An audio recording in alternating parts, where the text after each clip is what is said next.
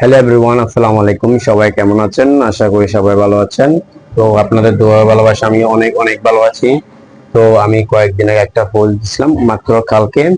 আমি বলছিলাম যে যাতে তেলের ব্যাপারে যাতে আর ভিডিও না ছাড়ার জন্য কয়েকজনকে বলছিলাম, সবাইকে বলছিলাম যে তেল সংকটে যাতে আর ভিডিও না ছাড়ার জন্য আমাদেরকে সচেতন থাকতে হবে, সেটা আমি বলছিলাম।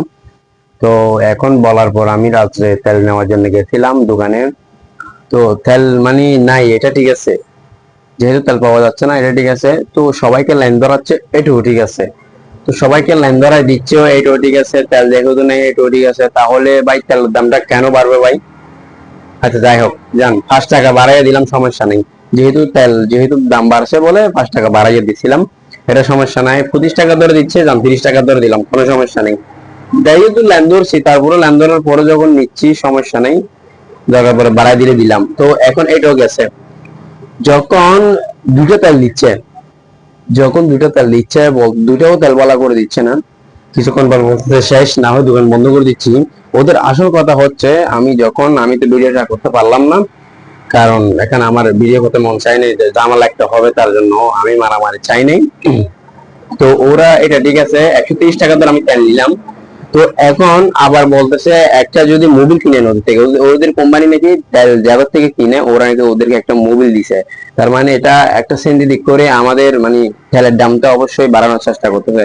ভাই আমি একটা কথা বলতে চাচ্ছি, তেলের দাম বাড়ায় কোনো লাভ না। আমি একটা মেকানিক হিসেবে বলতেছি, তেলের দাম বাড়ায় কোনো লাভ নেই। কি জন্য জানেন?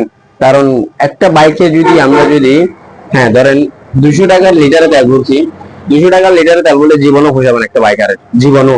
অলরেডি প্রায় আপনার 90 টাকায় বা 80 টাকা হলে তেল, শুধু 90 টাকা, শুধু 80 টাকা হলে তারপরে খুঁজাবে যে আমাদের 200 টাকা তেলে জীবনে খুঁজাবে না, কেউ কিনবেও না ভাই। ধরেন না, যদি 100 জন গাড়ি চালাতো, আমার মনে হয় গাড়িটা কেউ চালাবেই না, ইঞ্জিনের গাড়ি আর কেউ চালাবেই না। যেগুলো ব্যাটারি চালিত আছে, সবাই এগুলো কিনে ফেলবে, আমার যায় ধারণা আর কি। তাই আপনারা তেলের দামটা বাড়ায় কোনো লাভ নাই। তো আরেকটা যেটা করতেছেন, প্রতি লিটার নাকি 1 লিটার নাকি 200 টাকা করে হলে যত লিটার মন চায় লিটার নিতে পারবেন, সাথে একটা মোবিল কিনতে হবে। মোবিল না কিনলে আপনার 200 টাকা করে দিতে হবে প্রতি লিটারে। আর যদি মোবিল কিনেন তাহলে 180 টাকা করে দিতে হবে। আপনার যত লিটার মন চায় এত লিটার কিনতে পারবেন। তো এটা কি কোনো কিছু ধারণা হয়? আপনারা রেটটা একটু বাড়াইছেন, 30 টাকা করছেন, হ্যাঁ 2 লিটার করে দেন সবাই রে। আবার 2 লিটারও দিবেন, আবার এখানে মূল্য কিনতে হবে। এটা তো সরকার আপনাদেরকে বলে না, আমার মনে হয় সরকার তো এটা বলবে না।